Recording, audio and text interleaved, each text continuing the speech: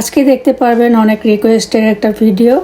আর সেই ভিডিওটা হচ্ছে আমি চায়ের জন্য এই একটা ছবি দিয়েছিলাম হিবিস্কাসের।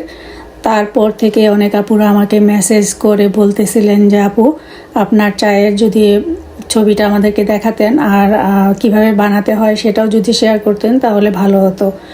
এই চাটা বানানো আসলে কিছুই না, শুধু গরম পানিতে আপনারা কয়েকটা হিবিস্কাস ঢেলে দেবেন আর তারপরে একটু নেড়ে চাটা রেডি হয়ে যাবে।